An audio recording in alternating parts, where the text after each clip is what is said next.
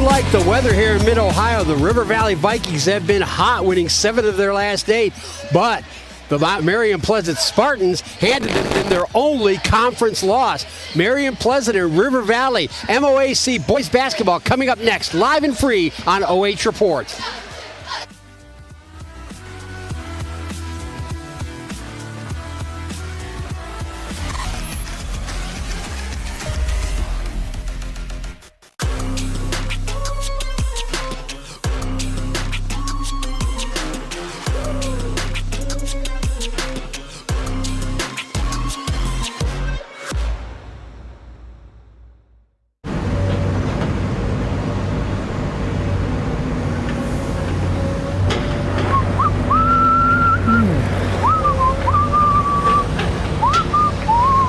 Coach B.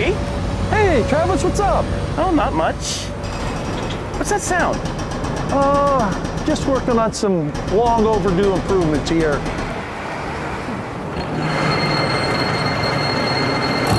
Whoa. Fit for a Hall of Famer.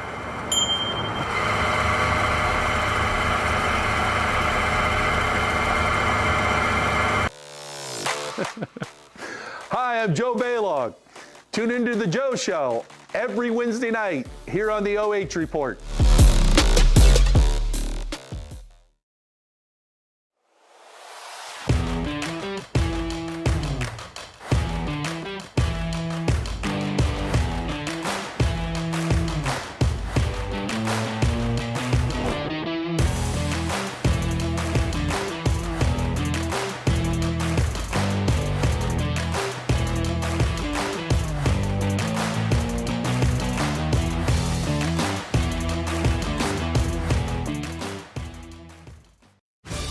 Welcome to Marion County Now, the heartbeat of our neighborhood, the fountain of our news. We're local, we're pertinent, and we're all about you. We're dedicated to keeping you in the loop, involved, and linked with the community. And the cherry on top, our service doesn't cost a dime. Marion County Now, our neighborhood, our news.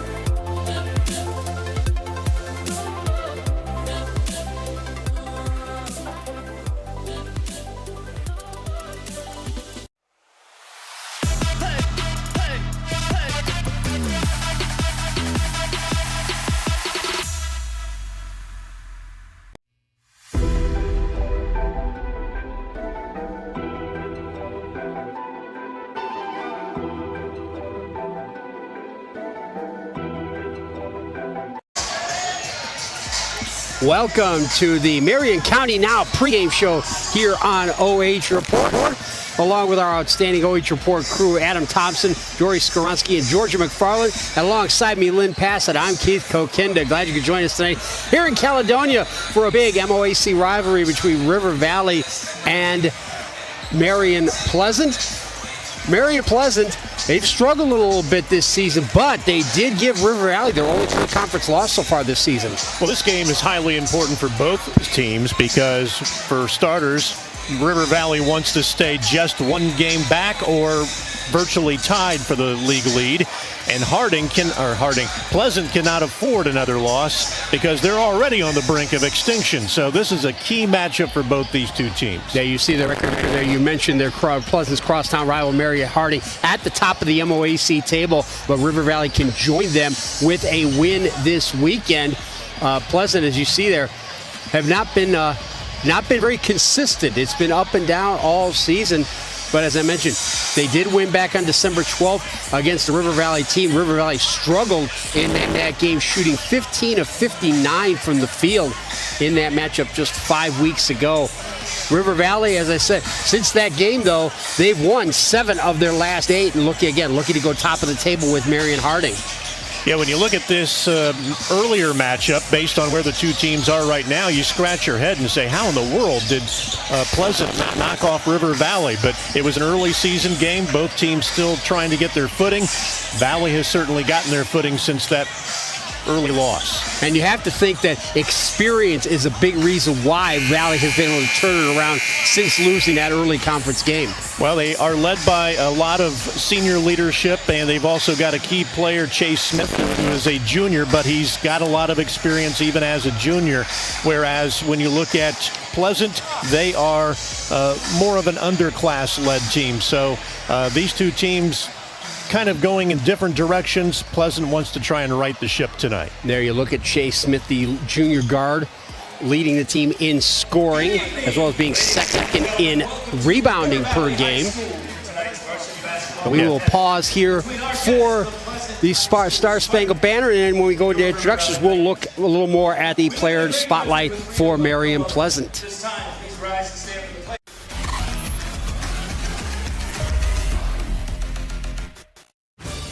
Welcome to Marion County Now, the heartbeat of our neighborhood, the fountain of our news. We're local, we're pertinent, and we're all about you. We're dedicated to keeping you in the loop, involved, and linked with the community. And the cherry on top, our service doesn't cost a dime. Marion County Now, our neighborhood, our news.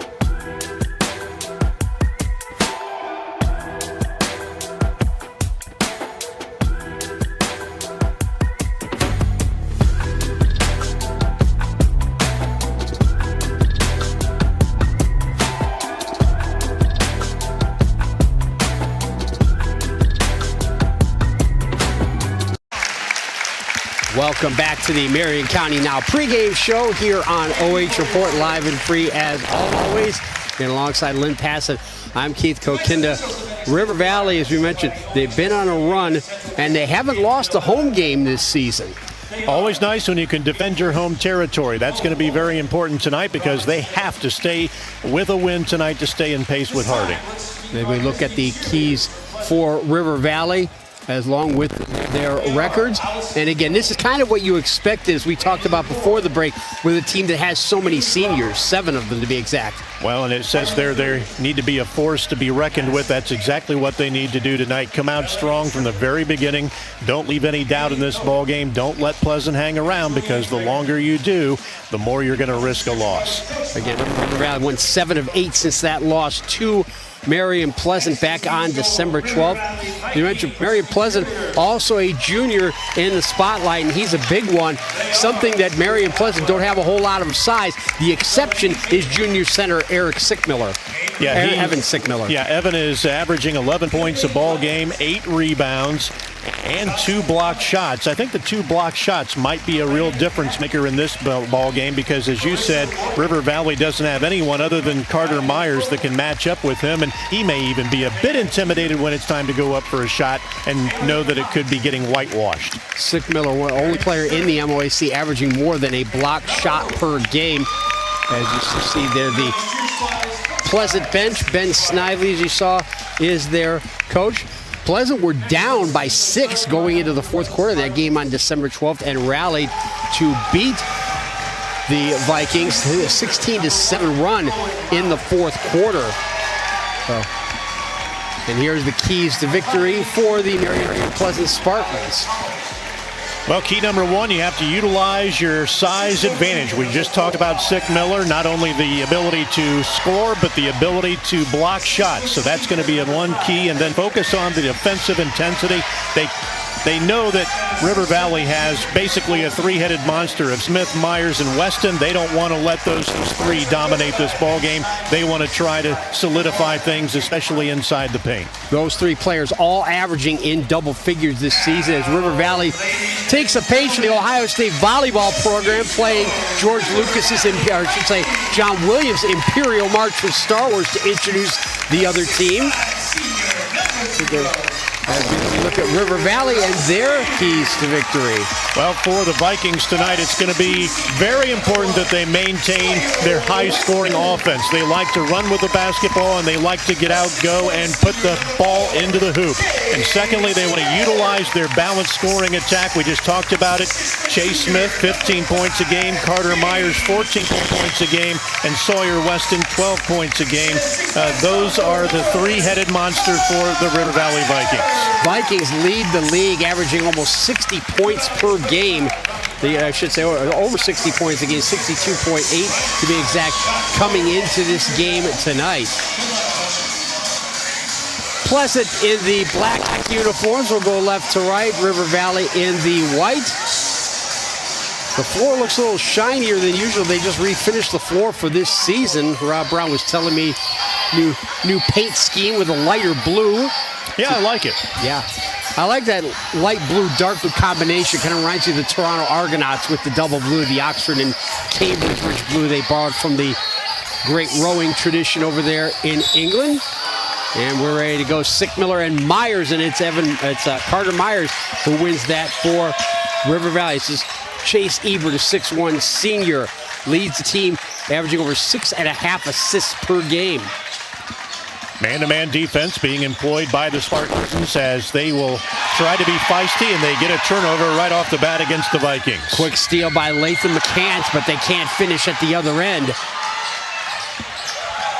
Smith.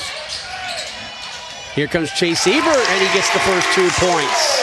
Ebert with a nice drive that time, got his defender on his hip. Once he had a steering clear to the bucket, he made good use of it.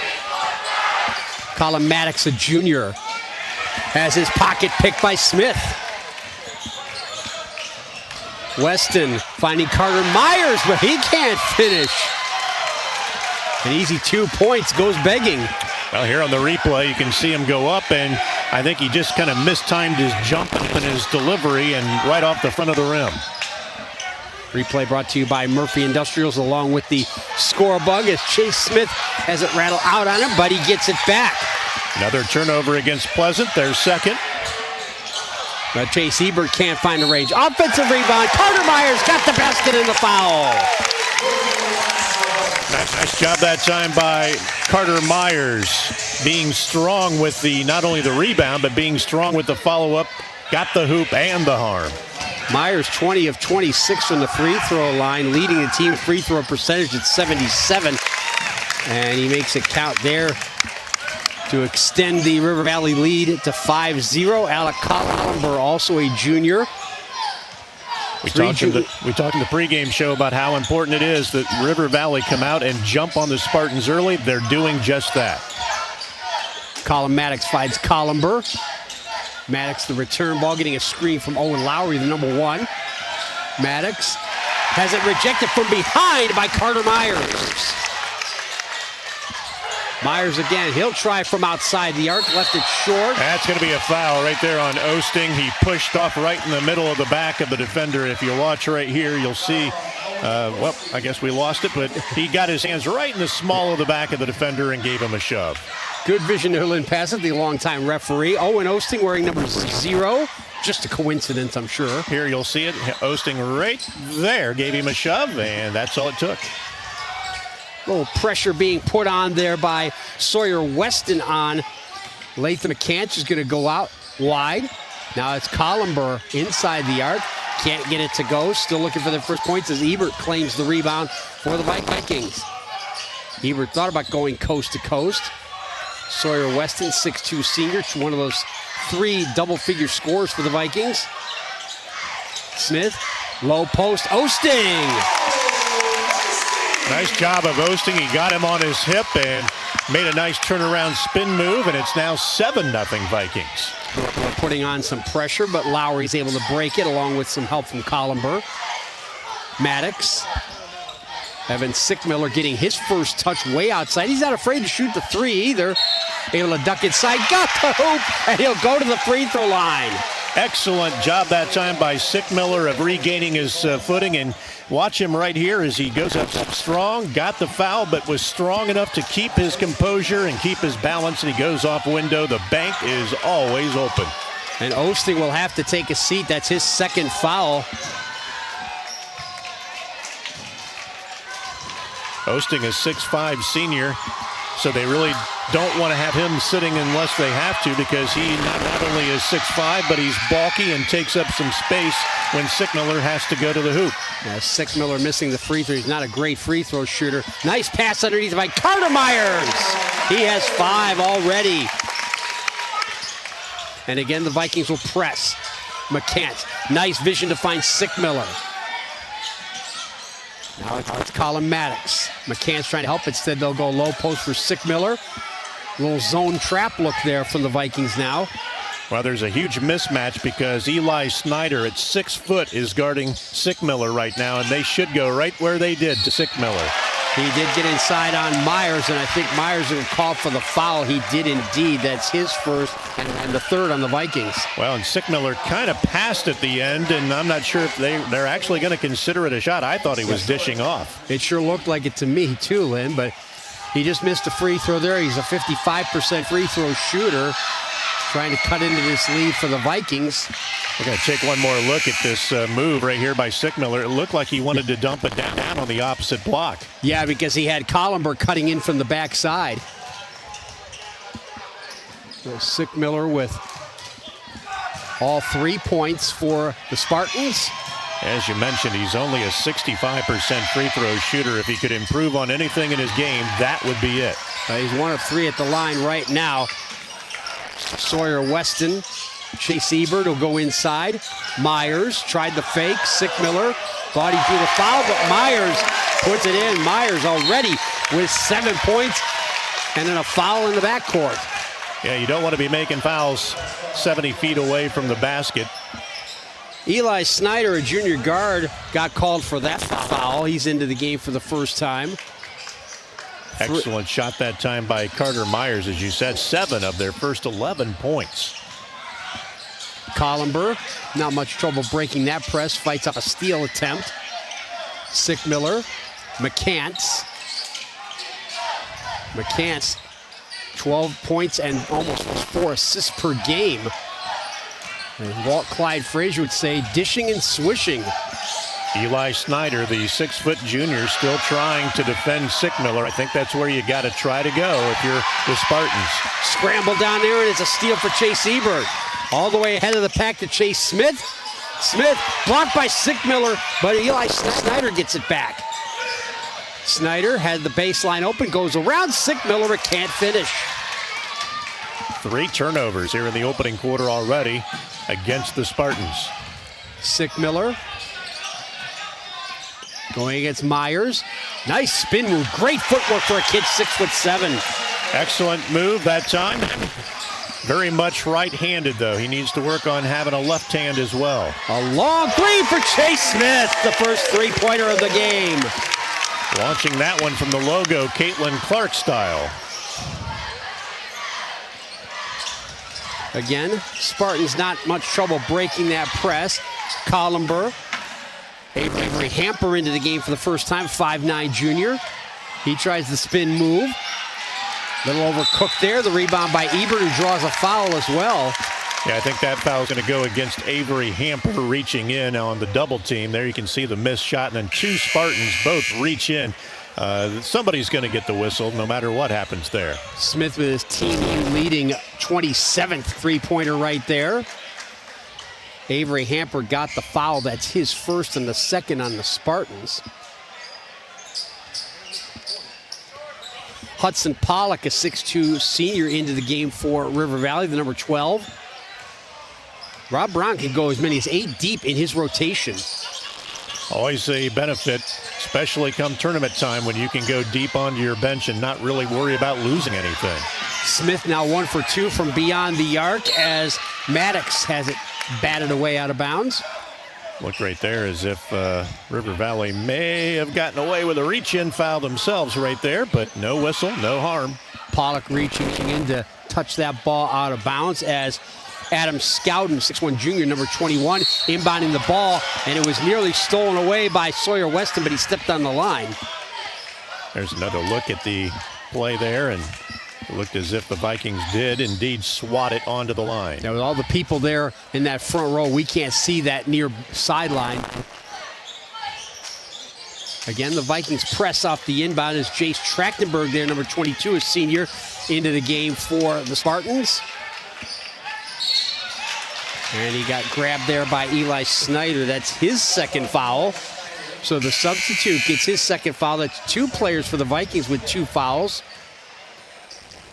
And looks like Luke Axline is going to come in. One of the 2 Axline cousins in the team, along with Ian. If you watched our high school football coverage, you'll recognize those names as 2 of the wide receivers for River Valley's terrific football team this past fall. Luke is 6'1 senior, so I'm sure he's excited any chance he gets to come into the ball game. Not sure what the delay is on the scorers table. Dan Wiersch, Bo Bollinger, and Robert Stidham are the officials tonight. As Ben Snidely wandering down the sideline trying to find out what's going on here. Seems to be the scorers having an issue. I think maybe they think the score is wrong. I think you're right, because he is indeed talking to both scorers down there, the 2 ladies on the right side of the table as we look at it. I made it 7 because I looked up and saw 7, but I don't remember a 7th point. I've only got 5 on my score sheet for the Spartans. And all for Sickmiller, yes. They corrected now, so yes. So that indeed was the problem, as Trachtenberg will go to the line for a pair of free throws. Should be the first free throw attempts of the season for the senior. He has yet to register a point or a rebound, as Luke Axline officially checks in now.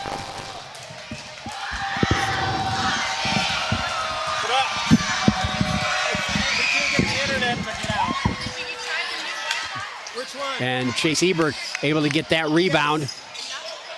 It's intermittent. I get it. And then it goes Ebert trying to feed underneath for Weston, and it's stolen away by Trachtenberg. Nice job that time by the Spartan defense.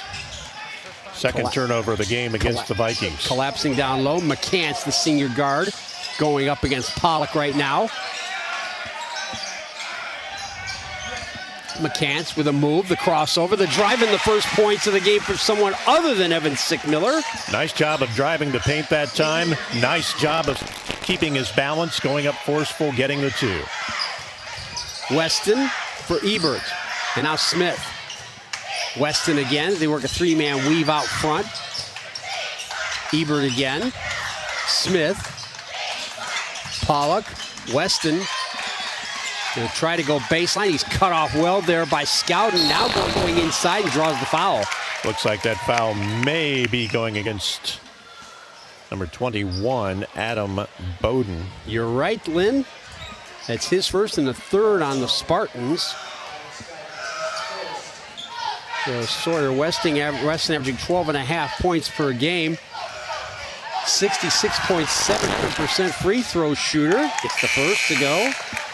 Weston, a very familiar name from back in the 1970s for those in Marion County, but for a different school, Ridgedale. I'm not sure if he is part of that Weston family that had such great teams at Ridgedale back in the 70s, but that's a very familiar name. I think you're right, because I saw somebody wearing a Ridgedale shirt down here to our left.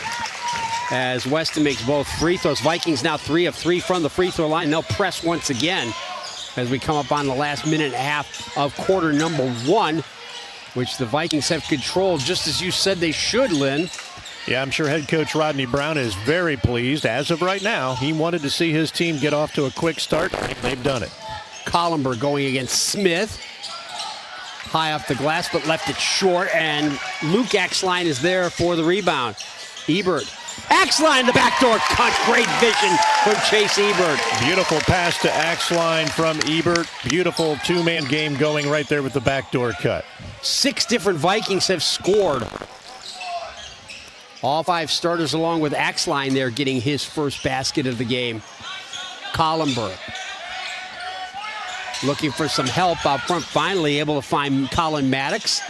Blind pass down the low post for Sickmiller. Quick kick out, swing it around to the other side. Columber for 3, way off target.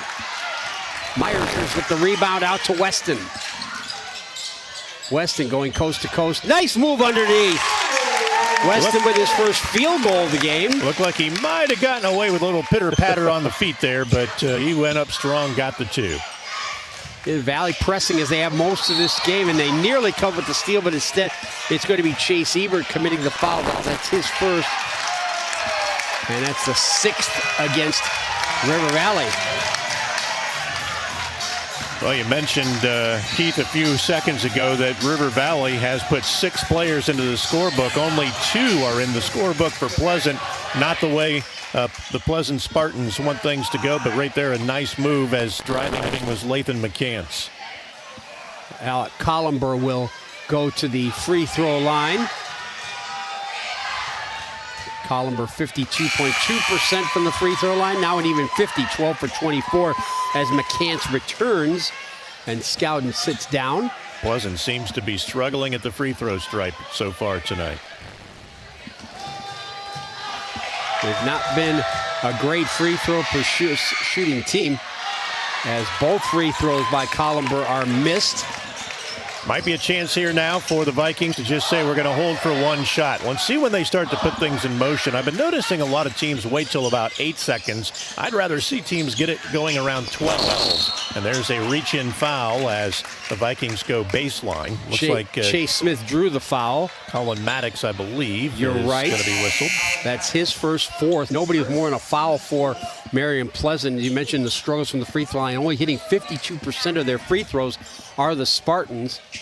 Vikings it's a non-shooting foul, so the Vikings will inbound. 8 seconds to go, so now they're going to have to bring it the full length of the court in the final 8 seconds.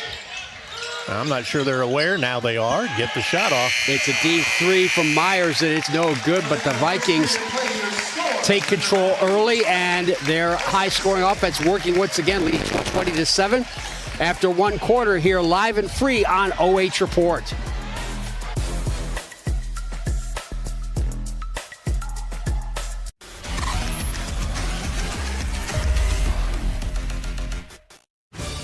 Welcome to Marion County Now, the heartbeat of our neighborhood, the fountain of our news. We're local, we're pertinent, and we're all about you. We're dedicated to keeping you in the loop, involved, and linked with the community. And the cherry on top, our service doesn't cost a dime. Marion County Now, our neighborhood, our news.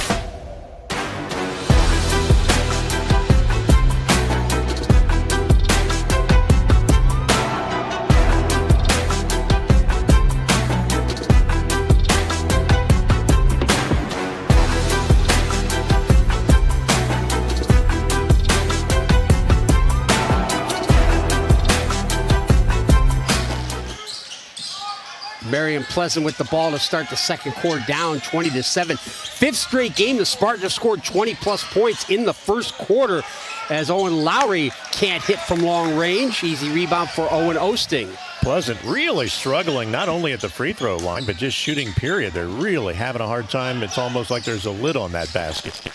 Chase Smith, nice dish to Osting, but he can't finish thanks to Sickmiller with his second block of the game. Ebert, Osting, backing in, and this time he finishes. He has 4, a basket in each quarter. He does a very nice job of getting himself planted down inside the key, and then once he catches the ball, he knows exactly where he wants to go. Pleasant have been a good shooting team from the field, over almost 57% inside the arc this season. Columber out front for Maddox. Sickmiller drawing Osting outside. Osting cuts off his baseline move, looking for a cutter, finding Columber. A minute 10 gone in quarter number 2. Sickmiller being a 6'7" junior, this is my first opportunity to see him. It looks like he really needs to develop a left hand. A great dish by McCants to find Columber in the corner, but he hit the side of the backboard, and Osting off the dish from Ebert, and the ball will stay with River Valley. Or no, it'll go over to Pleasant. And again, the Vikings will maintain the pressure as we look at this replay. And kind of a 50-50 there. Yeah. Take your pick and let's go.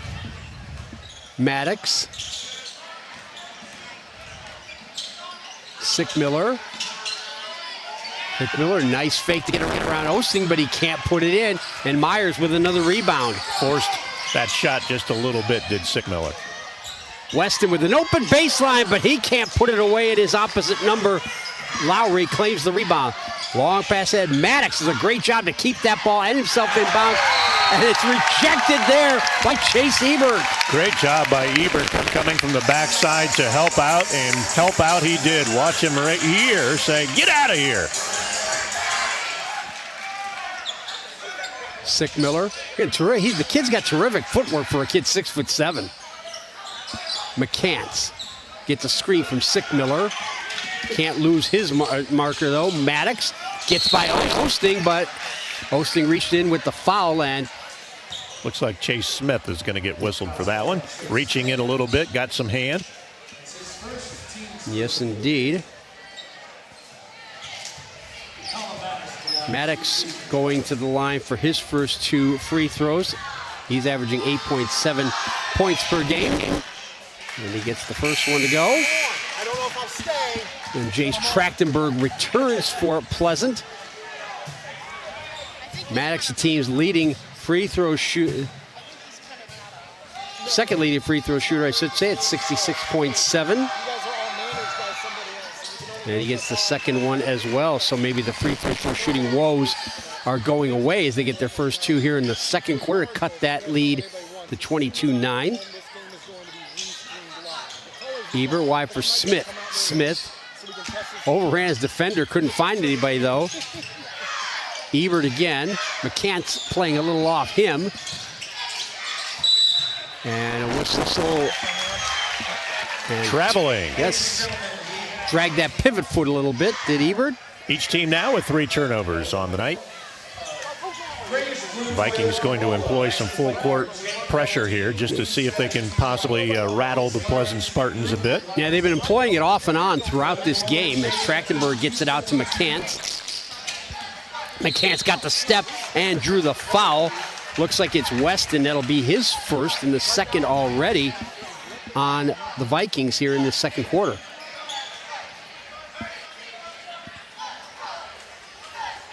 McCants 12 points and 3.7 assists per game, leading the team in both those categories. Looks like a little moisture got on the ball there.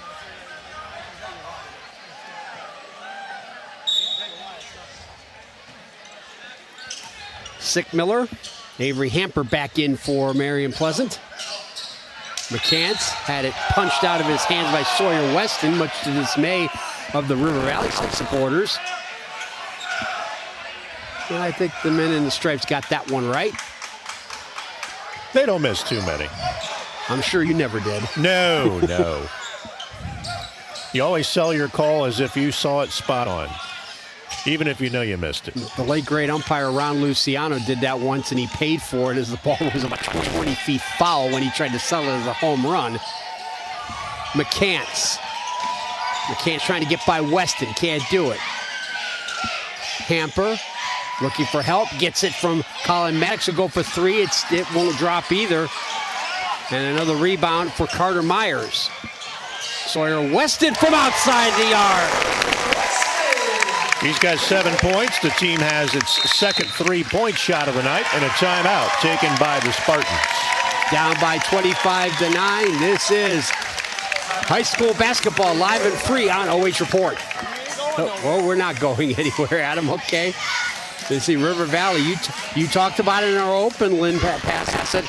That offense has to be hot from the start, and they have been. They came out hitting on all cylinders, and Spartans have been kind of helping the cause because they just are not converting at the free throw line and not converting on their field goal attempts. So their poor shooting has kind of helped lead to this spread differential between the two teams. But as we also mentioned in the pregame, you can't let them hang around, because the longer they hang around, they came from behind and won the opening contest between these two teams. So right now, River Valley wants to put as much distance between themselves and the Pleasant Spartans as possible. The great America's Cup sailor Dennis Conner always likes to say, when they're down, jump on them. Absolutely. And that's what Rod Brown is probably telling his team right now. You mentioned the free throw woes.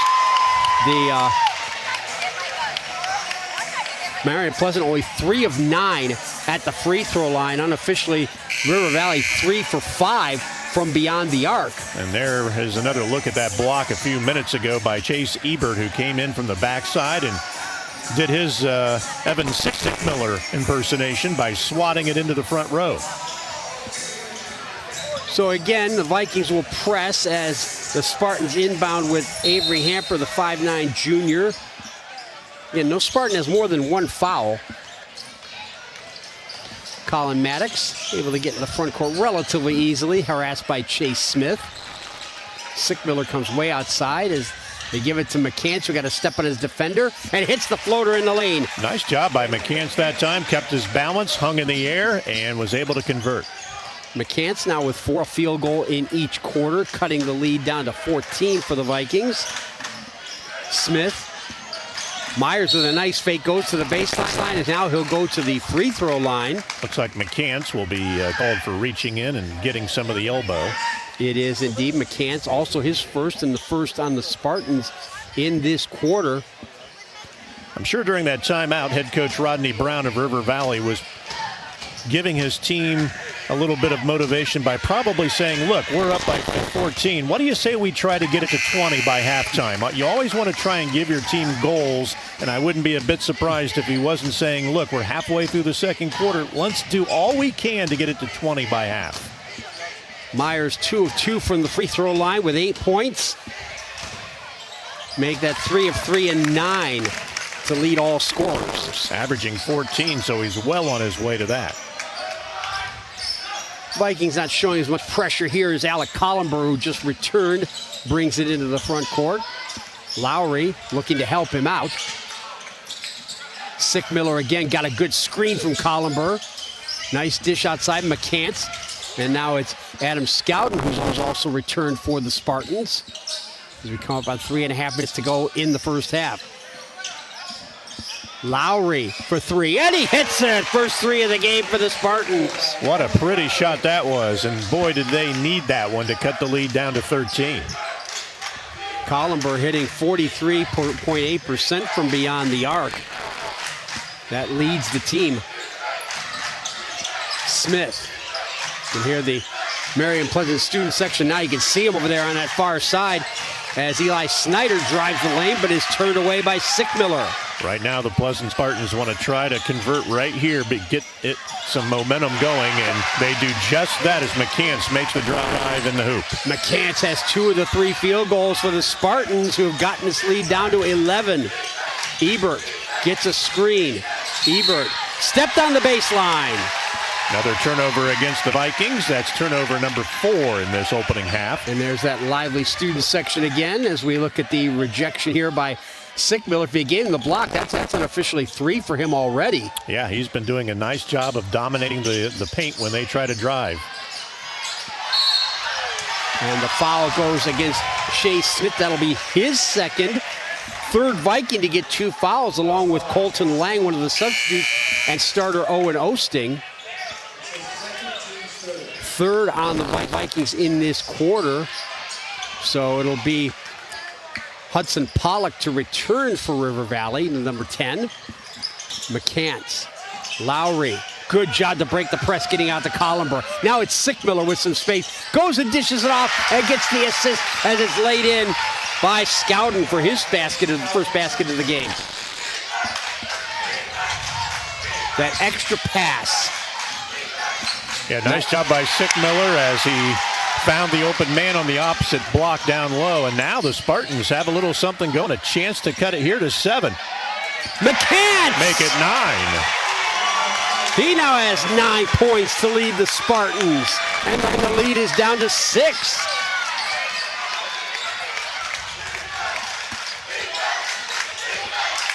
This is a reverse from the game on December 12th when River Valley outscored the Spartans 10-4 in the second quarter. Smith, Myers. Ebert gets cut off, but also got fouled. It's on the floor, and it's going to be Scouton with the foul. It's his second for Spartan to get 2 fouls. It's the third, and it's the second foul in the quarter against Pleasant. In quickly for Smith with the baseline jumper. Smith now has 5. His first 2-point field goal of the game as we come up on the last minute and a half. And the ball goes off the foot of Collenberg out of bounds. First turnover of the second quarter against the Spartans, so they've been doing a much better job of taking care of the basketball and valuing it. But right there, a mishap that came at kind of a bad time because they had an opportunity to cut the lead down to maybe even as little as 5. Pleasant have struggled in the second quarter. Only Ontario have scored fewer second quarter points in the MOAC than the Spartans. Trying to stretch it to the Vikings with Chase Smith, but he left it short, and Sickmiller is there for Pleasant. McCants, 7 points in this quarter, including the second 3-pointer of the game for Marion Pleasant. Hamper drives in, and he walked with it. Yep. Second traveling violation unofficially on Marion Pleasant. We get another look at it. Little shuffle of the feet. Myers and McCants share the scoring lead, 9 each, as Jace Trachtenberg is back in for Marion Pleasant, allowing Scouton to sit down finally with the 2 fouls. Myers for Ebert. Now Weston. Weston looking for a cutter, doesn't have one. Instead, a deep 3, left it short. Tangle there between Pollock and Trachtenberg, but we play on. McCants in the final minute. Oh, great job to get that ball out wide for Owen Lowry, but well short. Offensive rebound and put back by Sickmiller. Right place at the right time. He now has 7, his first field goal of the second quarter. Lead is down to 6 for River Valley. Weston, Myers sees Sickmiller and backs it up as they run the weave outside, and then a foul, offensive foul to be exact. Excellent call as Ebert was putting the old chicken wing out on a screen at the top of the key. Right there. Didn't have his body set and kind of spun himself around and used his back as a screening device. Can't do that. 4th foul on the Vikings, second one on Smith, and that's 4 Vikings now with 2 fouls each. So this is where, as you talked about, Rod Brown's deep bench is going to help him, having to get all those players off the floor with 2 fouls. Well, what happened to that 14-point lead the Vikings had just a matter of 2.5 minutes ago? Here's McCants with 9 points, 7 in this quarter, going up against Weston. McCants picks up his dribble, forces a 3 well short, and that will do it for the first half. A great rally by the Marion Pleasant Spartans to cut this River Valley lead down to 6. Back with our halftime stats with Georgia McFarland after this break. You're watching boys basketball live and free on OH Report.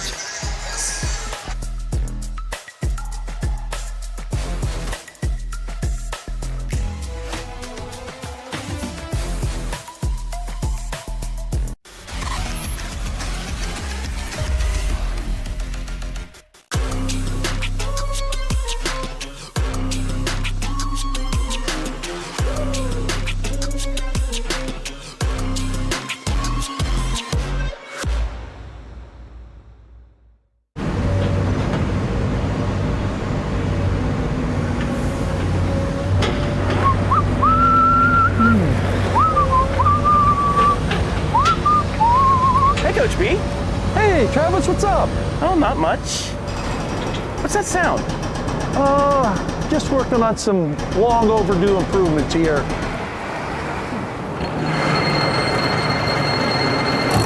Whoa.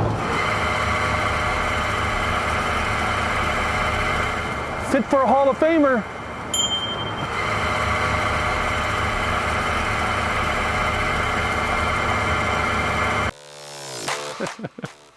Hi, I'm Joe Baylog.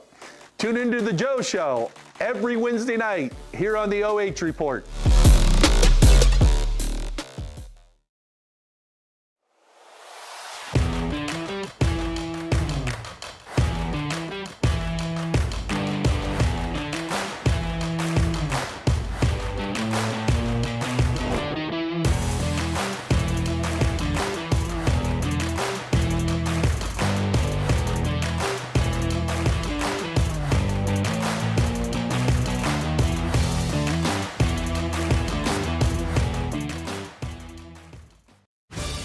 Welcome to Marion County Now, the heartbeat of our neighborhood, the fountain of our news. We're local, we're pertinent, and we're all about you. We're dedicated to keeping you in the loop, involved, and linked with the community. And the cherry on top, our service doesn't cost a dime. Marion County Now, our neighborhood, our news.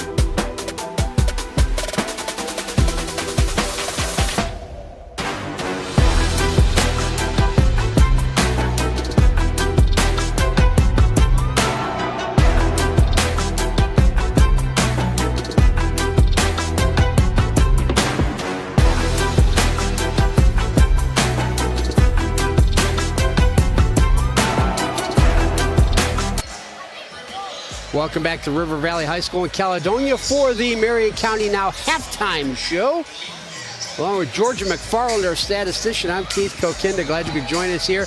There's your halftime score, but a big difference in that second quarter as the Spartans outscored the Vikings 16-9 after River Valley went to a 20-7 lead after the first quarter. And the big difference is there, Georgia, rebounding and shooting percentage for Marion Pleasant. Yeah, the one thing that really stood out to me was how many second chance points River Valley got. They were really aggressive on the boards, and that just got them so many more opportunities to get the ball through the hoop. And this is a River Valley team. Their rebounding stats have been identical this season, averaging and conceding 16.5 per game. On the flip side, Marion Pleasant have been slightly out rebounded, so that's not a big surprise. The three-point shooting, it started out hot for the Vikings, but they went cold, missing their last four. Yeah, I mean, seeing them take that many threes is a good sign. It's not a very good sign when you see them miss that many, I think when River Valley gets those chances and gets hot, it's really a problem for Marion Harding. Now they've queued up Hang On Sloopy here. Gee, I wonder why. Is there something going on next week that we might need to know about? Of course, the national championship game between Ohio State and Notre Dame coming up, always on everybody's mind here in Mid-Ohio. So we will take a break and be back with the second half of Marion, Pleasant, and River Valley. You're watching boys high school basketball live and free on OH Report.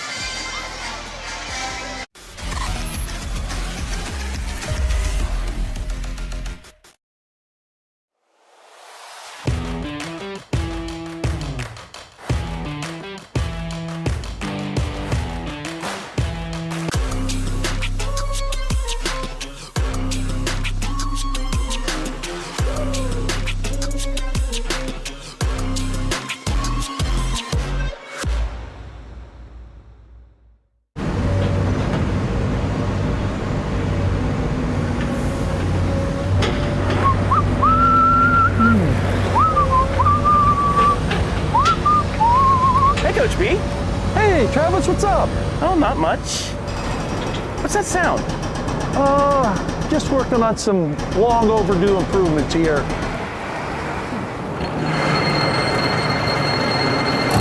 Whoa. Fit for a Hall of Famer.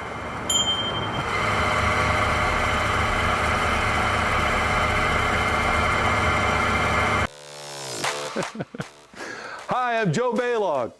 Tune into the Joe Show every Wednesday night here on the OH Report.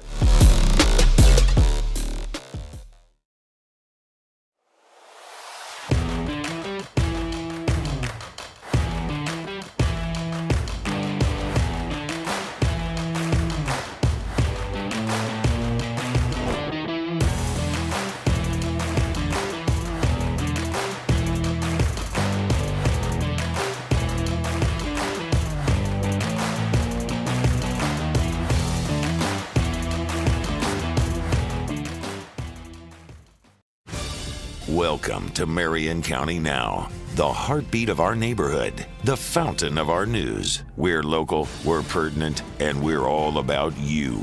We're dedicated to keeping you in the loop, involved, and linked with the community. And the cherry on top, our service doesn't cost a dime. Marion County Now, our neighborhood, our news.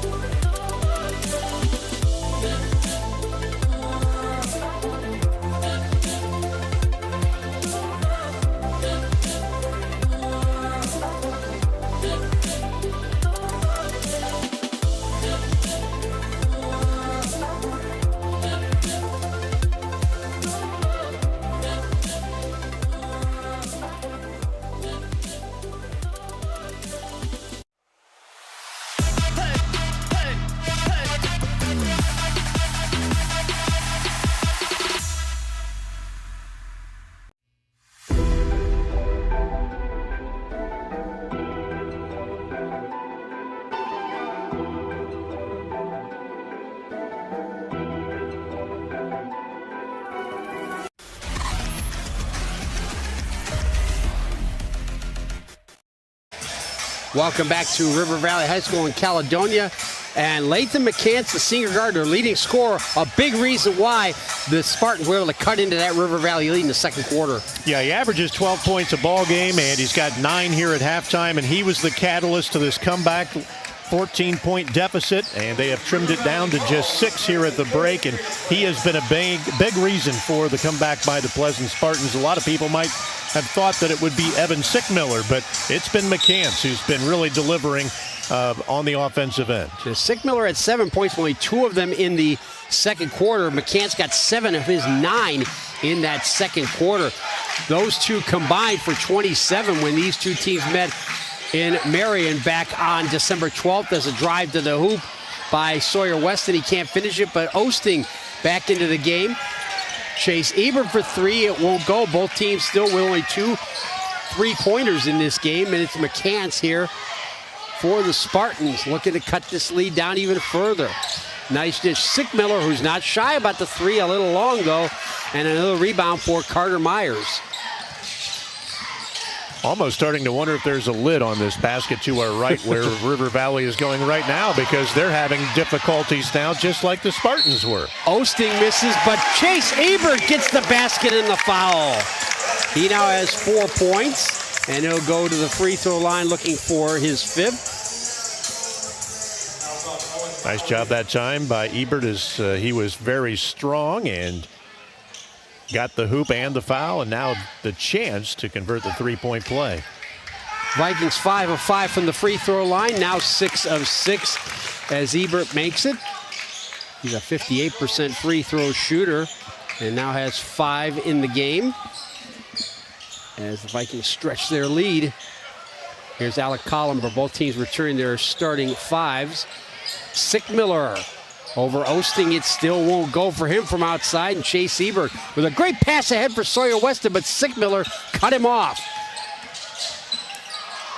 Good vision there by Owen Lowry to step in the passing lane there. Up ahead for Colin Maddox, but he can't finish.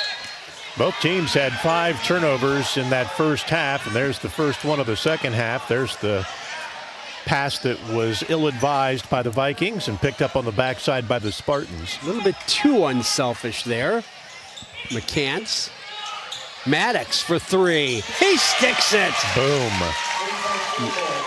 Third 3 of the game for Pleasant, and the Valley lead is down to 6. Myers going past Sickmiller and gets it off the glass.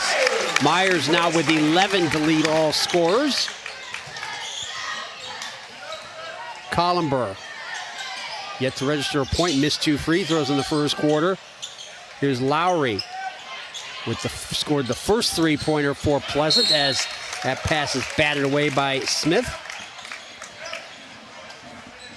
Had a mismatch for a little bit of that possession as number 5, Chase Smith, was stuck on Sickmiller, but now they've got Osting over there on him. Good job by McCants. Smart play to shield the ball away from Weston as he chased it down in the backcourt. And it was touched out by River Valley. Ben Snively over there wearing a suit jacket, something you see less and less of with male coaches in high school and college. I miss that look personally. Most guys have gone the more leisure look. Here's Sickmiller. Of course, I make an exception for Rick Pitino wearing the ugly sweater to honor the late Lou Carnesecca this season after Louis' passing back in December, just a few weeks shy of his 100th birthday. Each team now with a turnover here in the third quarter. We've played 2.5 minutes. Ebert with 5 points, including that 3-point play here in this to open the scoring in this third quarter. Sawyer Weston with 7 in the first half. Here's Ebert. Now Smith. Smith had a step but lost it. Goes in, gets the foul called on against him. Nice head and shoulder fake. Got his man Colin Maddox up into the air, and then he kind of forced him to hit him as he went up for the bucket. Maddox with his second foul, first on the Spartans in the third quarter. He's the second Spartan to have 2 fouls, along with Adam Scouten, one of the substitutes, as Smith continues the free throw streak for the Vikings, who are now 7 of 7. Kind of the difference in the ball game right now is the free throw shooting.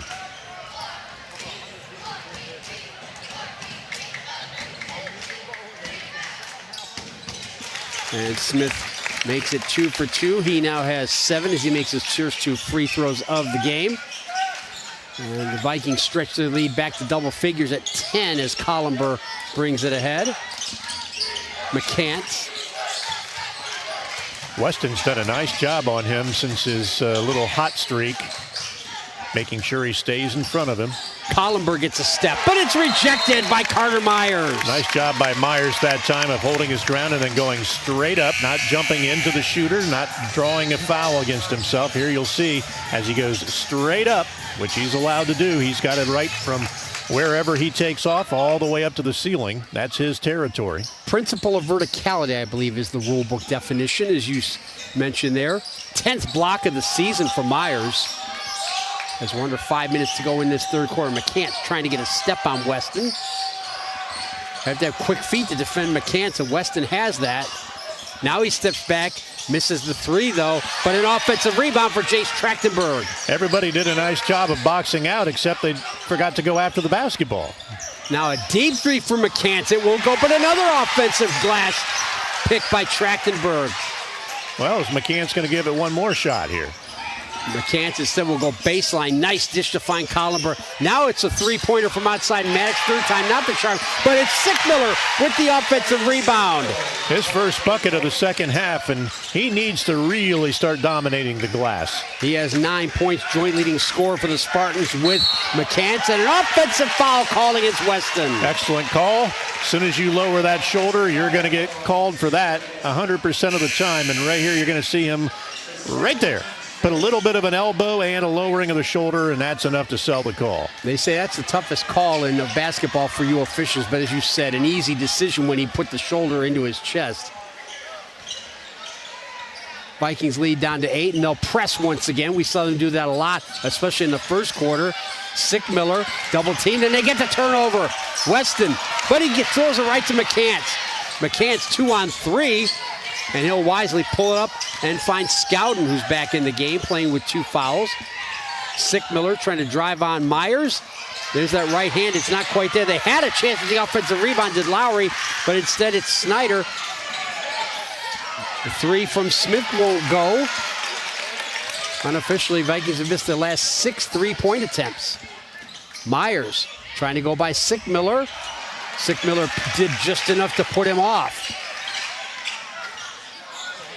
Kind of some erratic play there at both ends. Not some great shots going up, but the dust has settled, and it's an 8-point ball game, and we're going to have a timeout. Marion Pleasant's Ben Snively calling this timeout. When the Spartans beat River Valley back on December 12th, it ended a 10-game losing streak for the Spartans against the Vikings. Well, they're hanging around in this one, and we talked in the pregame about the longer you let them hang around, the more chance they have of making something happen like they did on their home floor earlier in the season when they came from behind to knock off the Vikings. So I'm sure that's in the back of the minds right now of River Valley. They've got to be thinking, gosh, we had these guys put away and we let them off the mat. So now, is this going to be a repeat? As we get a look at the earlier three from Colin Maddox, that was in the second quarter. The first of 3 for the Spartans. Maddox has one, has one. Lowry has one, and McCants has one. So it'll be McCants to inbound. Kind of an important last 3 minutes of this third quarter. If Pleasant can get this lead down inside 5 and keep it there until the end of the quarter, that would be huge for them. Again, River Valley were up 41-35 when they played back on December 12th, but ended up losing. McCants steps back, Weston right in his face, and the reach in.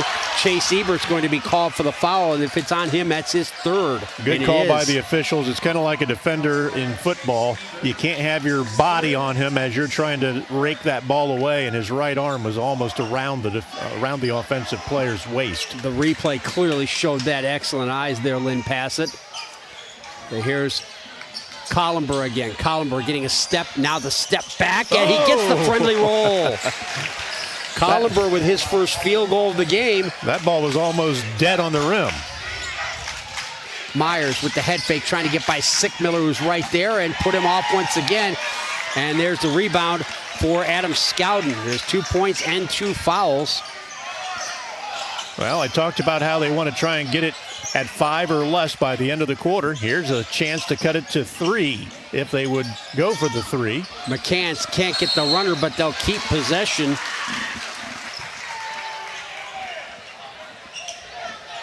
Substitution now for Pleasant as head coach Ben Snively wants to try and get some fresh legs back in there to start the fourth quarter from Collimer. And the same thing going on for Rodney Brown as he's going to get Ebert out. Of course, he has 3 fouls. You don't want him to pick up a 4th before the end of the quarter. Good spin by Sickmiller, who now has 11. And this is a Spartan team has conceded the most third quarter points in the league, 186. But they've cut the lead to 4. Weston, low post for Osting. Osting backing in and gets the bounce. Osting has a field goal in each quarter, 6 points. And they stretch the lead back to 6 as we go into the final 2 minutes of quarter number 3. Sickmiller. Osting on him, goes against Osting and draws the foul. That'll be the third, I believe, on Owen Osting. Yes, it is. So Sickmiller back to the free throw line. He made his only free Ebert both with 3 now. Sickmiller made his only free throw back in the first quarter, part of a 3-point play. He has 11 points. Free throw woes continue for the Spartans. And Columber is going to check back in. Yeah, he'll go in for Scowden.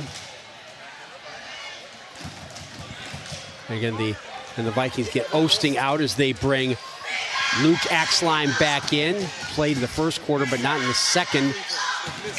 He does make the second one, so 12 points now for Sickmiller as he's 2 for 3 from the free throw line. And he'll come out in favor of Trachtenberg, so a little smaller lineup here for the Spartans in the final minute 45 of the quarter. Weston going against Maddox. Here's Eli Snyder, one of the substitutes. Luke Axline. Snyder. Smith. Looking for some help underneath. It's an NBA range 3, but he left it short, and McCants with a rebound, but he stepped on the baseline. I think head coach Rodney Brown is thinking, why? Of all the shots that we could have taken in that possession, why did we settle for that? That was just not the shot you want when you're trying to fend off a comeback here.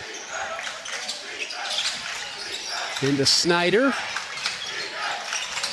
Now Myers. Smith goes to the baseline. Has to get by McCants, but a great move to put it in. Smith now has 9 points. Got up in the air, did the dipsy doodle, and got it to fall. Great job by Columber to break the press and get it out wide for Owen Lowry. McCants with a deep 3. That was one of those where you go, no. Okay, yes, good shot. McCants' second 3 of the game. He has 12 points to lead all scores, and the lead is down to 4 for River Valley. Hasn't been this close since early in the first quarter, as Smith looks like he'll go to the free throw line. Here's a look at the dipsy doodle right there by Chase Smith, and then we come back down at the other end, and the long logo 3 by Lathan McCants. Chase Smith with 9 points. He's 2 of 2 at the free throw line. That foul when he gets Trachtenberg, that's his first. Third on the Spartans. Smith, in addition to being the leading scorer, second on the team in rebounding. As Sickmiller will return for Trachtenberg. Well, we talked in the pregame about the three-headed monsters, Smith, Myers, and Weston. They all averaged double figures. Weston, the only one not there yet tonight. He's sitting at 9, or make that 7. Smith and Myers joint leaders with 11 for the Vikings, stretching their lead back to 6. They've gotten as close as 4 here in this second half. Colin Maddox. Alec Columber. Sickmiller looking for a pass out front, trying to draw Myers outside. Maddox again. Smith on him. Last 30 seconds of the quarter. McCants just standing in the corner. You probably can't see him on screen, but he is just standing in the corner, letting everybody else move. Now he comes out. Yeah, trying to deflect attention away from him. Now it looks like he's going to go with the one-man game. Weston's done a fairly decent job on it defensively as he then gets in the way of Sickmiller. Lowry, got to get one up. They do, and it's a 3 at the horn by Columber. Well, I said if they could get it to 4 or less by the end of the quarter, they were going to be right where they wanted to be, and they are down by 3. Should be a great fourth quarter coming up here live and free on OH Report.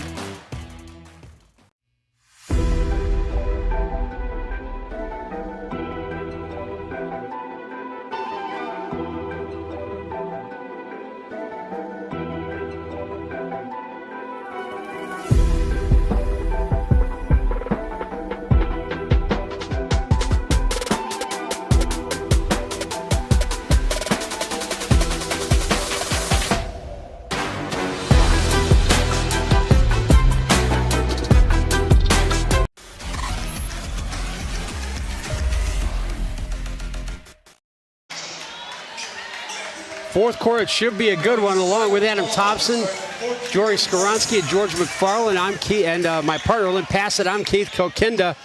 Second straight quarter, the Spartans scored 16 points to cut this lead down to 3, just where Ben Snidely wanted, as you called it, Lynn Passet. Yep, get it inside 4, and you've got a chance to hit the door, and that's where they're at. And again, Pleasant outscored the Vikings 16-7 in the fourth quarter to win that game back on December 12th. River Valley's only MOAC loss this season.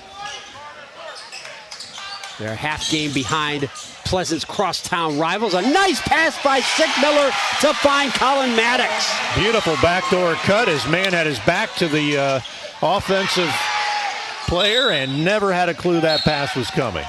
7 points for Colin Maddox. Folks, we have a new ball game at 42-41. Hasn't been as close since early in the first quarter. Vikings led by as many as 13 at one point. Out from Luke Axline and his cousin Ian, also in the team, both wide receivers on the football team. Ian yet to see action today. Ebert going to the hoop, and Sickmiller affected that shot and gets the loose ball out to McCants. McCants gets by Myers and lays it in. McCants now with 14 to lead all scorers. He scored in every quarter. And look who's ahead. Threes. Yes. And Rod says, I've had enough. Well, they had numbers, and McCants has had the hot hand, and he has 14, and he lays that go-ahead bucket in, and now the Spartans and their crowd are all fired up. There's the 2 by McCants as he went to the hole. And great work to keep that shot under control as he was going just about full tilt toward the basket as the Spartans scored the last 7 points wrapped around that third quarter break. The 3 at the end by Columber, and now back-to-back baskets to open the fourth by Maddox and McCants. We were talking at one point about how head coach Rodney Brown was probably, before the first half, spurning his team. Let's get it to 20 by halftime if we can. Let's build this lead. Keep the foot on the pedal. Well, it didn't happen because the Spartans stayed tough, and now they have been the ones putting their foot to the metal, and they've taken the lead. And there's that earlier three by McCants. He's got a couple of them tonight, and there's that last drive that he had. As the Spartans are even fired up for their cheerleading squad out there. They have a boy on the cheerleading squad, just did a great tumbling run. Russian judge gave him a 9.7, I think. So the Vikings facing their first deficit of the night, as we've come up on 2 minutes played here in quarter number 4. River Valley have not played an overtime game this season. Myers trying to post up down low against Columber. Now here's Sawyer Weston. Weston gets a step to the baseline, but he stepped on the baseline. Yep, he stepped right on the sideline out of bounds, and back we go the other direction, and that's the third turnover of the second half against the Vikings. Neither team really having too many problems with the turnovers. 7 for the Spartans on the night, 8 now for the Vikings on the night. Which is surprising. His play has been, as you mentioned, Lynn, Passet, a little bit out of control at times almost. A little chaotic. McCants going against Weston. It's been a great matchup all night long. Latham McCants, the 6' senior. Boy, that was kind of a cheap one right there, I think, because there wasn't a lot there, as you see. Very, very little there. Yeah, Weston with his third foul in the first one of the third quarter against River Valley. Weston pleading his case, but as you know from experience, Lynn, the chance of him winning that discussion are pretty thin. Slim to none, and Slim has left the building. Kind of like a baseball manager that goes out to berate the umpire. You're not going to win the argument, so you may as well save yourself the energy. Earl Weaver and Bobby Cox never believed in that. No. A good swift kick of dirt will always satisfy them, though. Columber trying to go to the baseline. X-line cuts him off, though. Back outside from McCants. McCants has scored in every quarter, including a couple of three-pointers. Trying to get by Weston. Lost the handle on the ball. Weston may have got a hand in there, and now he sends it out wide for Ebert. Weston gets the return pass and a terrific move to get inside. He now has 9 points. Nice passing game that time by River Valley, and now we've got a whistle stepping on the sidelines where the Vikings on that full court pressure. Yeah, Chase Ebert had to steal, but he stepped on the sideline, as you said, Lynn. Let's get another look at that great move on the replay brought to you by Murphy Industries. Jace Trachtenberg had a couple of big offensive rebounds in that third quarter. The replays are brought to you by the agency. Looking to buy or sell? Call Krista Smith at 740-225-2615. Saw Krista walking around earlier as Maddox left that rebound short. She provided all the t-shirts for both sets of cheerleaders as Myers gets the basket and the foul. Well, we talked about how the Vikings had to go to their bench, and I think it's starting to show. I think the Spartans are getting a little tired right now. They got beat down the floor badly 2 straight times in a row, and this one culminates with a hoop and a foul. Lathan McCants got called for the foul. It's his second, first in the Spartans. Myers looking for 14 at the line to lead all scorers, and he gets it.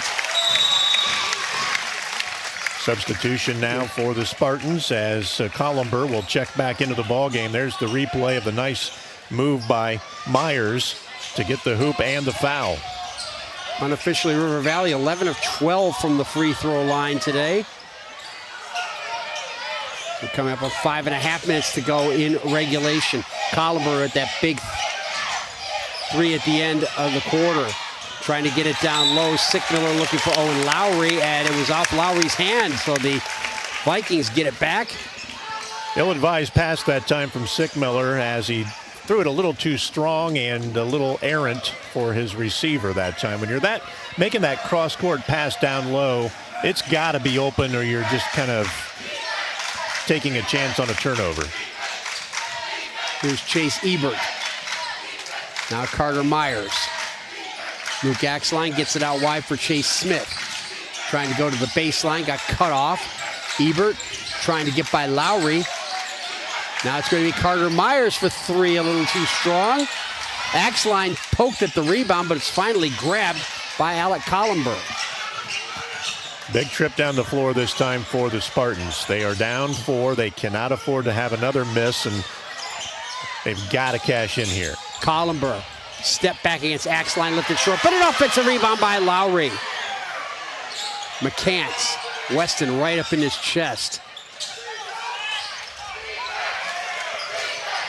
Sickmiller being guarded now by Chase Smith, so they're giving up 7 inches to Sickmiller. That's where I'd be going. Yeah, Smith was trying to front him there as McCants was looking back into that low post. Again, McCants is the team's leader in assists as well as scoring. Colin Maddox rejected by Myers, his second block of the game. Quickly, Axline ahead for Ebert. Makes a nice move, and he gets the basket. Trying to draw the charge was Evan Lowry. Yeah, that should have actually been a blocking foul on Lowry as he wasn't even close to being set and kind of threw himself in front of the driving Chase Ebert. Myers is called for that foul. It's his second, and it's the second one on the Vikings in this quarter as we get a look at that play. Yeah, you can see very easily he stuck his chest out and kind of spun. Definitely should have been a blocking foul. So the Vikings will press once again off this inbound here, up by 6 again. As you said, Lynn, the Spartans have stubbornly hung around since the second quarter. Adam Scowden back into the game. They expelled a lot of energy, though, trying to get themselves into the lead. They finally got the lead, and now they haven't been able to maintain the lead. Columber from McCants. Thought about the step back, nearly walked with it as he's trapped by Axline. Sickmiller walked with the ball. Yeah, he's starting way too far out. He's 6'7". He needs to be right where he's at right now getting the basketball. He's trying to do too much away and out front. Get the basketball where you're comfortable. You've got a huge height advantage. Go to work down low where you're used to getting the basketball. 3.5 minutes to go in regulation. Chase Ebert and the Vikings look like they want to stall a little bit here with this 6-point lead. Weston finding Smith, who has some space, and he lost the handle. had an open path in the lane, but forgot to take the ball with him. Well, let's see if Sickmiller, he's once again out around the three-point line. He needs to get himself down on the block, and that way he can rebound. He's not even anywhere near when that shot goes up and misses. He's nowhere near being able to find a rebound for his team. He's going to do him a lot more good right now down on the blocks and staying there. Weston. Now Ebert. Ebert with 7 points. All of them here in the second, all but 2 in the second half. He scored a field goal in the first quarter. Only one team foul against the Spartans right now, and this clock is getting to the point where they're going to have to start fouling and fouling often. McCants tried but couldn't do it. The 2 number 5s went at it. Myers, nice pass inside. Weston can't finish though. Oh, that could prove to be costly. Here comes McCants the other way. McCants steps back for 3, and it hits off the wire. Yep. Yes, the support wire, and that's going to be a dead ball. Here you can see another look at it on our replay. Couldn't really see the wires, but there is a support wire that hangs right over top the rim, and once it hits that, it's a dead ball. Yeah, it's actually a strap, but it's hard to see until it gets hit when you can see it rotate a little bit. That was a big trip there for the Spartans. They really needed to cash in. Here's Chase Ebert with 7 points. And as I said, 2 minutes to go in the game basically now, and that one team foul, which is now going to be 2, is going to loom big. They've got to start accumulating fouls to stop the clock. Avery Hamper called for the foul. That's his second. So Ebert will go to the line. He has 1 free throw in the third quarter, part of a 3-point play. Trying to stretch this Vikings lead.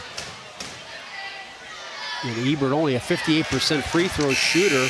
And it looked like it there. No arch on that ball whatsoever. He needs to get those knees bent and get some follow through and get some arc on that basketball. You want to have it up in the air, not just a line drive like an arrow going at the rim. Only the second missed free throw unofficially for River Valley tonight. There, he got a little more legs into it and got some arch into it, and he got the result he wanted. Shooting is done with the legs much more than the arms. Colin Maddox with the lead at 7 for River Valley, and Ben Snively wants a timeout. They did have a lead briefly, did the Spartans, but it's gotten away from them here in the fourth quarter as River Valley has outscored Pleasant now 8-4. Here in the fourth quarter after being outscored in the last 2 quarters. Yeah, turnovers haven't really been a problem until the last 3 minutes, and both teams have been kind of turning it over in wild fashion. I think they're tired. The focus and concentration is not as strong as it had been, but still 10 turnovers on the night for River Valley, 9 for the Pleasant Spartans. But as I mentioned, it's the foul number that Pleasant's going to have to start worrying about. They only have 2 team fouls. River Valley only has 2 team fouls. And remember, they've made the rule change. You shoot 2 free throws at 5 team fouls. So even though you want to try to extend the ball game by putting them at the free throw line, 1, River Valley's making them, and 2, they get 2, not 1 and 1. So the pressure isn't really there. Yeah, it was a good rule change to do that. Pleasant lead the MOAC in turnovers per game, just over 9. On the other side, River Valley, the worst in the league, at 15 a game. As Sickmiller can't get that one to go. Another important miss inside for the Spartans as we come up in the last 90 seconds of regulation. Smith thought about a deep 3 instead. Gets it underneath to Chase Ebert, who now has 10 points. Very beautiful snap pass to a wide open player on the block, and that one might have just done it with a 9-point lead with just over a minute to play. Ebert with 10, 8 of them here in the second half. McCants guarded by Weston, and he lost the handle. I think the fat lady is beginning to warm up her voice. She is definitely in costume, that's for sure. And McCants with the foul there on Ebert, but they'll just keep possession. McCants third. As they cue up Queen and David Bowie's Under Pressure, and it's definitely that time for Marion Pleasant, now down by 9 as we go into the final minute. So River Valley looking to be just about home and dry to avenge the earlier defeat to the Spartans and join the Spartans' crosstown rival at the top of the MOAC, and a nice feed underneath And Carter Myers finishes it off. He has 16. Beautiful double clutch that time by Myers as he let Sickmiller go flying by, and then he just laid it in off the glass. Nice drive right there by Columber. Columber doing the same. He now has 7. All of his points have come here in the second half. Fourth team foul in the backcourt, so the next one will put the Vikings at the free throw line. Here's the nice double clutch move, and Sickmiller wanted to get that block, but unable to do so. Maddox got called for the foul. That's his third. And now the Spartans will press. But Smith able to break it with a nice pass ahead to Weston. And Columber commits his third foul there, grabbing Weston, who will go to the free throw line. And he'll finally have a chance to break into double figures. He's the only one of the 3 that averages double figures that hasn't gotten there yet tonight, sitting at 9.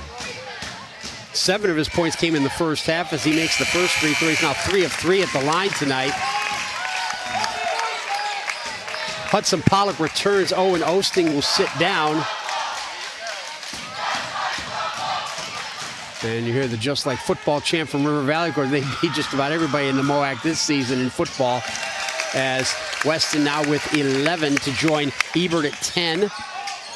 Smith at 11, and Myers leading all scorers with 16 as the foul is called right in the center of the floor. It's the right call. It was just kind of late. It was the right call. He was almost face guarding like a defender in football, and you can't put your hands right up in the face of someone and keep them from catching the basketball like he did right there, and then he also hit him with the body. So it was kind of a double whammy right there, but that's the right call. Yeah, Rodney Brown there expressing a little bit displeasure with that decision.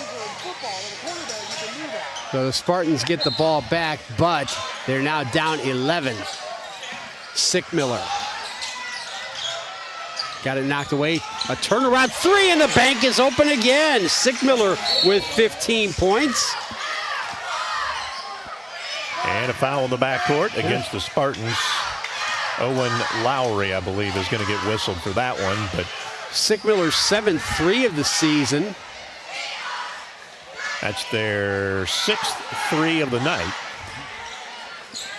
Now Coach Brown asking, what's the call over there? But definitely a great call on 2 fronts. Ebert back at the line. And once again, he didn't get the legs into that free throw, and he had no arch on that free throw. He's 2 of 4 at the line with 10 points. Here's that play we've been talking about. That's a foul every day of the week in my book. He missed them both, did Smith. But the Spartans lost the ball out of bounds as Sickmiller and Lowry got a little tangled up. Nothing worse than when 2 teammates are going up for a rebound and neither one of them can secure it and it goes out of bounds. As the warden said in Cool Hand Luke, what we've got here is failure to communicate. Smith picks up his dribble, now Weston. So the Vikings will make it 8 wins from 9 since that loss to Marion Pleasant back on December 12th. It was a fight, and that scoreline may be a little bit flattering to River Valley. Yeah, much closer ball game than what it finished up, mainly because of a defensive effort that only allowed 9 points in this fourth quarter by the River Valley Vikings, who now improve themselves to 7-1 in the MOAC, and they stay right with Marion Harding. We will take a break and be back with the Marion County Now post-game show. This is high school basketball live and free on OH Report.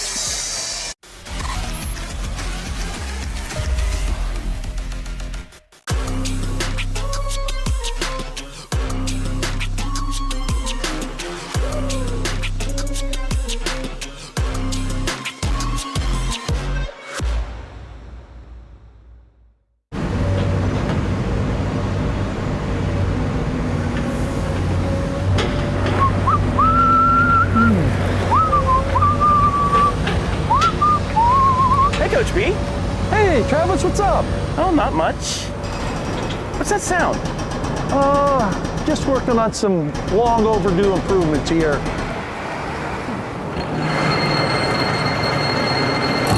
Whoa. Fit for a Hall of Famer.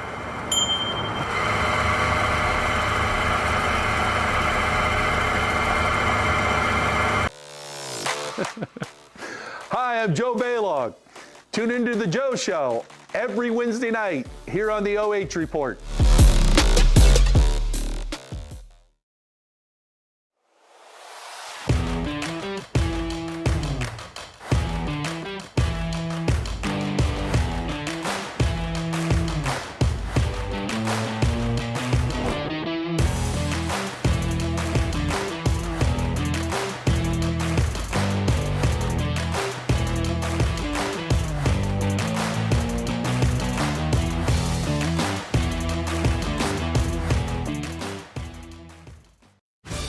Welcome to Marion County Now, the heartbeat of our neighborhood, the fountain of our news. We're local, we're pertinent, and we're all about you.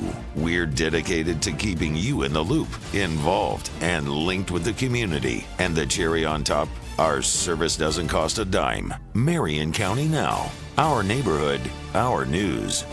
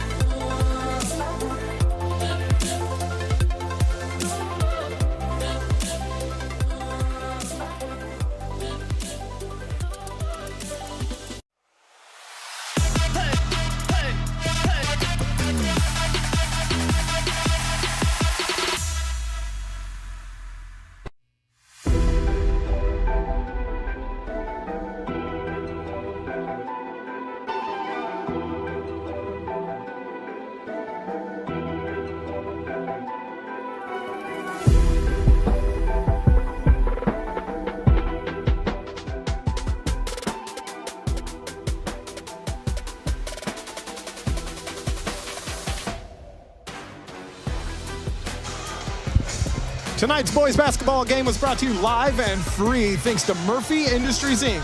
Murphy Industries, the leader in manufacturing of lift cable assemblies for the garage door and truck door industries. Also by Marion County Now. We're all about you, and like our friends at the OH Report, we're free to readers. By Premier Optometry Group. Premier Optometry helps you keep in the game and in focus because better vision is our purpose. By Krista Smith, the Agency Real Estate Group. Looking to buy or sell? Call Krista Smith at 740-225-2615.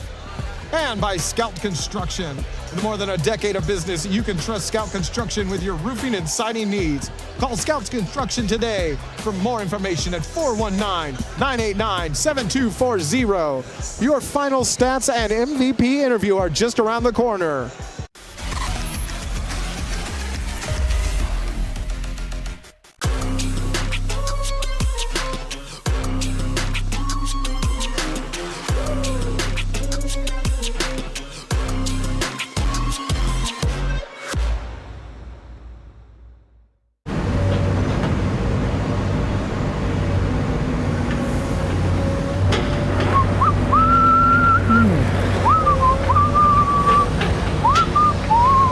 Coach B.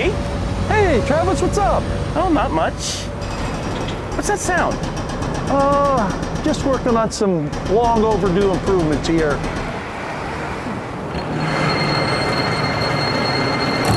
Whoa. Fit for a Hall of Famer.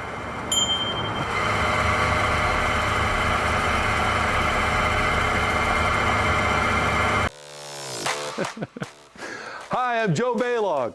Tune into the Joe Show every Wednesday night here on the OH Report.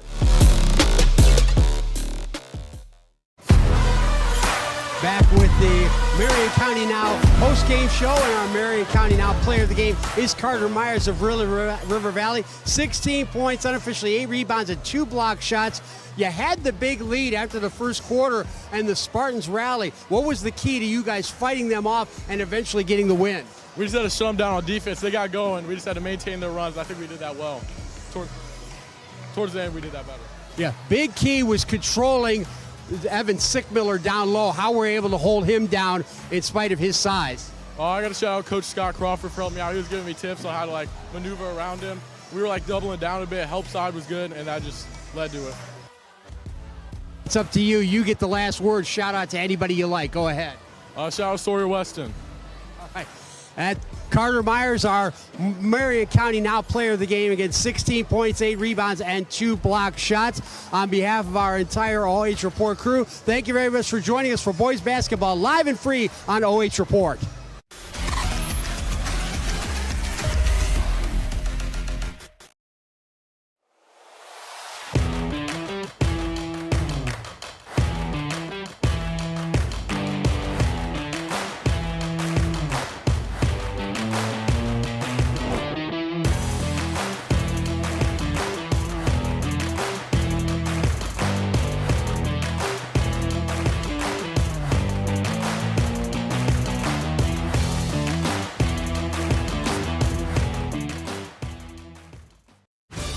Welcome to Marion County Now, the heartbeat of our neighborhood, the fountain of our news. We're local, we're pertinent, and we're all about you. We're dedicated to keeping you in the loop, involved, and linked with the community. And the cherry on top, our service doesn't cost a dime. Marion County Now, our neighborhood, our news.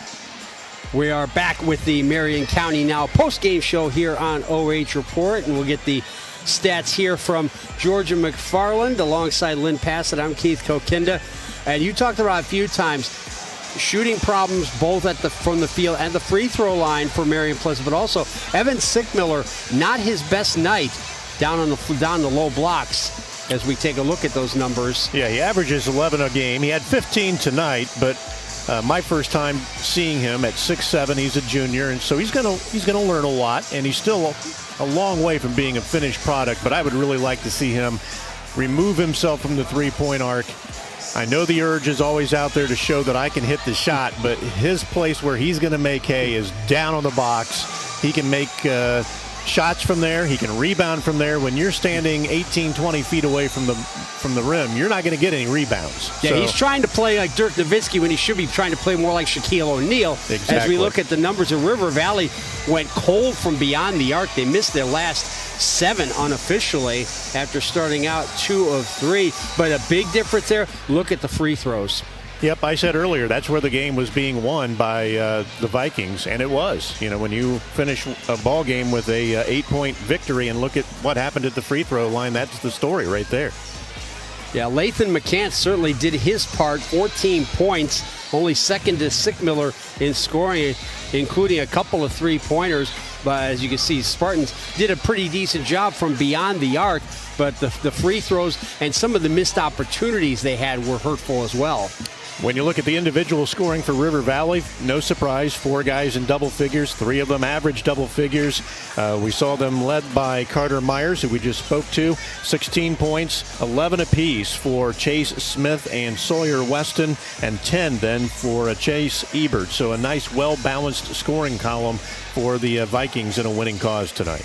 Now, on the flip side, I mentioned Sickmiller with 15, McCants with 14, the only players in double figures. Colin Maddox and Alec Columber each contributed 7. Columber hitting that big 3 at the end of the third quarter to get the Spartans within 3. They did take a lead briefly, but it didn't last. Expended a lot of energy coming back from 14 to take that lead, and then it's almost like they took a deep breath saying, okay, we did it. We did what we needed to accomplish, and they forgot to finish. So kudos, though, to both teams for taking care of the basketball. 10 turnovers apiece all night. That's not bad. Yeah, especially in Pleasant's case, they lead the league in fewest turnovers, averaging less than 10 per game. For River Valley, though, they're the worst team in the league in turnovers, so they did a very good job. They had to be pleased with how they took care of the ball. As you see their upcoming schedules here. So on behalf of our entire OH Report crew, thanks to Brian Skoronsky as well as everybody else here, Adam Thompson, Jory Skoronsky, Georgia McFarland, and my partner Lynn Passet. I'm Keith Kokinda. There's the upcoming schedule here on OH Report. It's a busy, busy time now that we're into January, mid-January, and the tournament looming in about 4 or 5 weeks. So thank you very much for watching here live and free on OH Report. Good night from Caledonia.